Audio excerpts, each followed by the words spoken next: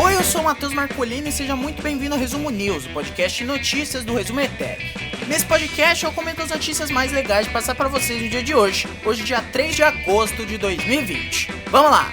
E a primeira notícia do G1. MEC diz a deputados que não sabe quantos alunos da rede pública estão assistindo a aulas virtuais. Matéria assinada pela Fernanda Calgaro, do G1 de Brasília, inicia o Resumo News dessa segunda-feira, dia 3 de agosto de 2020, entrando aí em mais um mês, vamos completar já 5 meses de isolamento social, enfim, né, alguns fazem, alguns não, mas fique em casa você que está escutando. O Ministério da Educação informou que não sabe dizer quantos estudantes da rede pública estão assistindo a aulas pela TV ou pela internet durante a pandemia do coronavírus. No fim de junho, um grupo de 7 parlamentares mandou um ofício para o MEC pedindo aí dados, né, sobre o ensino à distância, sobre a organização do calendário escolar, tipo, depois de interromperem as aulas presenciais.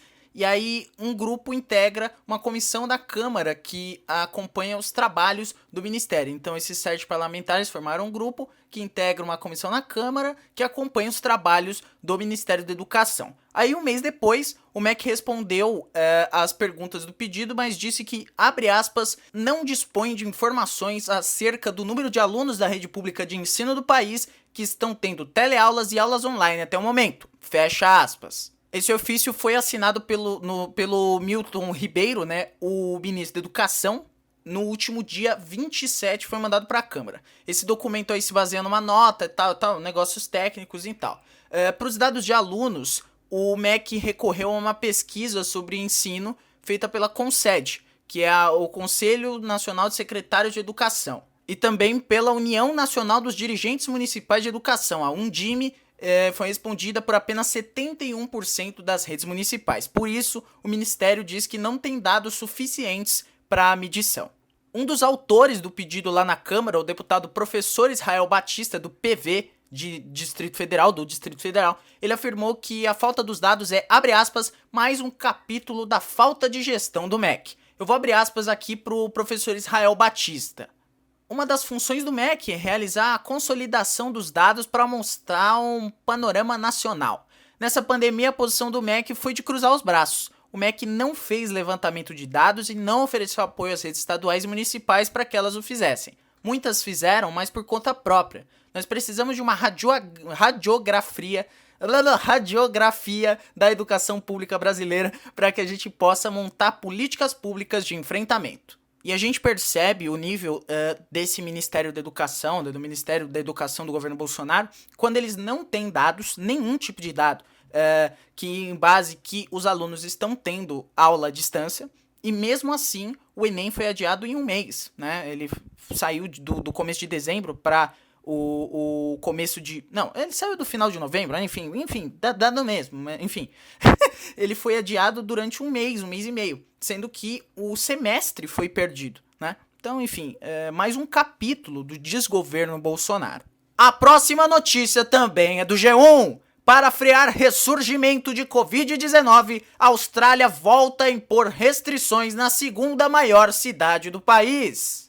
Então a segunda maior cidade da Austrália, que é Melbourne, eu não sei falar inglês, mas eu vou falar Melbourne, enfim, anunciou novas restrições a setores da economia, tipo varejo e a construção, nessa segunda-feira. É tipo uma tentativa de conter um novo pico eu não diria, mas o ressurgimento da Covid-19 no município Melbourne, que é a cidade da Austrália. Melbourne já estava com toque de recolher noturno, que vai se manter, só que agora eles vão colocar ainda mais restrições, né?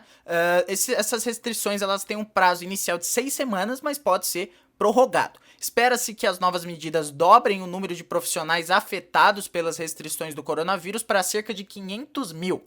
E justamente com os que trabalham em casa, impedirão 1 milhão de pessoas de se locomover para o trabalho, de acordo aí com o primeiro-ministro Daniel Andrews. O estado de Victoria, onde fica Melbourne, ele declarou um estado de desastre no domingo.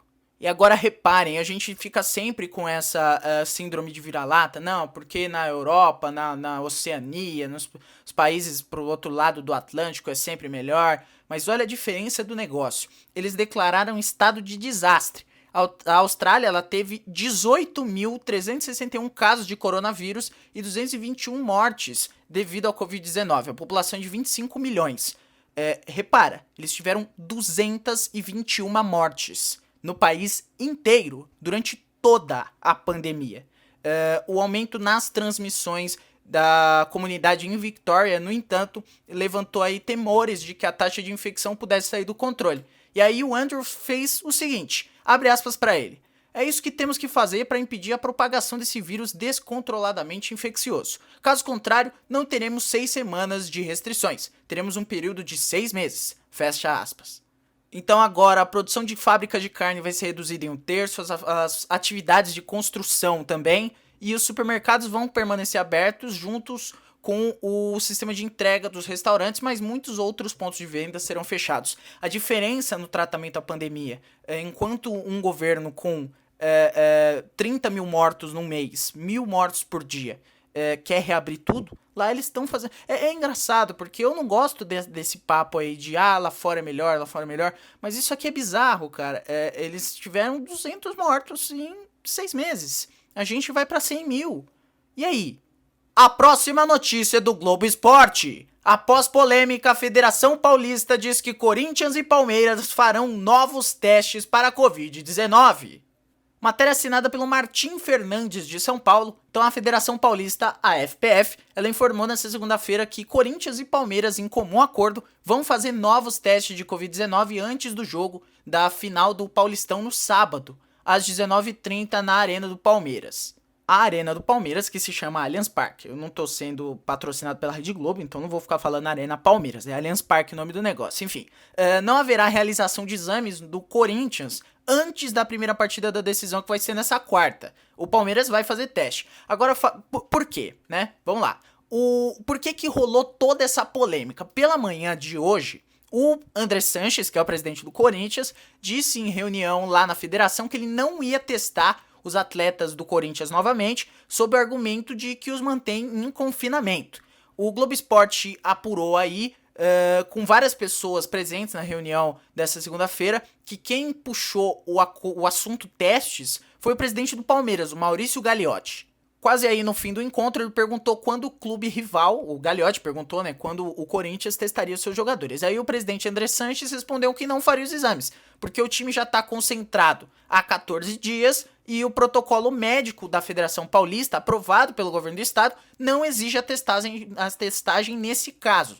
E aí, numa nota divulgada, a Federação Paulista confirma que o Corinthians não tinha obrigação de realizar os testes e também confirma que o Palmeiras não manteve os jogadores isolados, o que estava no protocolo. Eu vou dar foco aqui pro item 3 e pro item 4 da nota da Federação Paulista. O item 3. O Esporte Clube Corinthians Paulista atuou contra o Mirassol com toda a sua delegação testada. Após a partida, o clube continuou com seu grupo isolado, o que, de acordo com o protocolo, não obriga a realização de novo teste para o próximo jogo. E o número 4. A Sociedade Esportiva Palmeiras optou por não manter os atletas confinados e concentrados após a partida contra a Ponte Preta. Assim, seguindo o mesmo conceito do protocolo, antes da concentração para a partida seguinte, a delegação deve ser testada. Bom, eu não vou ler a nota que o Corinthians divulgou por meio, né, na assinatura aí do André Sanches, porque, enfim... 2 pontos. Primeiramente, esse campeonato não devia estar acontecendo. Tem 1.000 pessoas morrendo por dia no Brasil. Então não era para estar tendo futebol. Segundo ponto, os 2 clubes estão errados. Os 2 clubes estão errados. Por quê? Porque o Corinthians ele tá colocando o protocolo debaixo do braço. Tá falando, não, estamos com o regulamento. O Palmeiras também tá errado. Primeiramente, o Palmeiras ele tá errado porque não tá concentrando jogadores. Isso é mais um risco que tá se correndo em relação à transmissão, à infecção. É muito complicado, né? Já que vai voltar, que se guardem todos e não corramos o risco de ter uma contaminação, né? Mas o Corinthians ele podia ter um mínimo de hombridade e testar os jogadores, cara. Mesmo que o Corinthians esteja devendo, coisa e tal, pipipi, popopó, cara, isso é uma questão de birra do André Sanches, porque o Corinthians tem sim dinheiro pra pagar teste dos jogadores, a saúde dos jogadores tá acima de qualquer aspecto esportivo.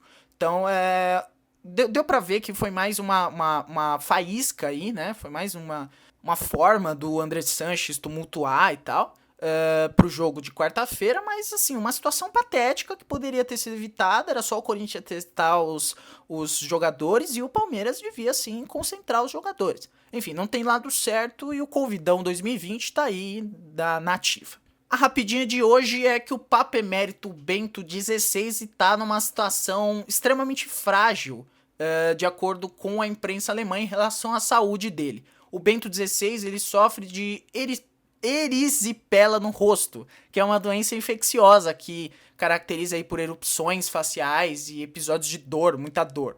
Ele que tem 93 anos e acabou, enfim, tá com problemas. A condição de saúde do Papa não é muito preocupante, mas a de um homem de 93 anos que passa pela fase mais grave de uma doença que causa dores, né? Então é complicado.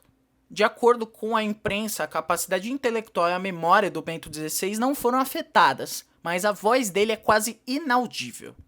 Bom, então é isso, muito obrigado a você que acompanhou o episódio até aqui. Se você gostou, manda pros seus amigos, se inscreve se você estiver escutando no YouTube, se você estiver escutando em algum dos múltiplos agregadores de podcast ao redor do mundo, assina o feed para não perder os próximos episódios. Acompanha também o feed do outro podcast da família Resumo ETEC de podcasts, o República dos Bananas. Em breve, episódios novos aí, estamos na correria, tem bastante coisa para fazer, mas a gente se desdobra para produzir bastante conteúdo para vocês. E também acompanhe o Vanguard Entrevista, que é um podcast do meu TCC, né, o podcast da minha consultoria, e tá muito legal, lá tem entrevistas, toda quinta-feira uma entrevista lá. É isso, vou ficando por aqui, beijo pra vocês, começou a semana, muita luz, muita paz pra todo mundo. Tchau!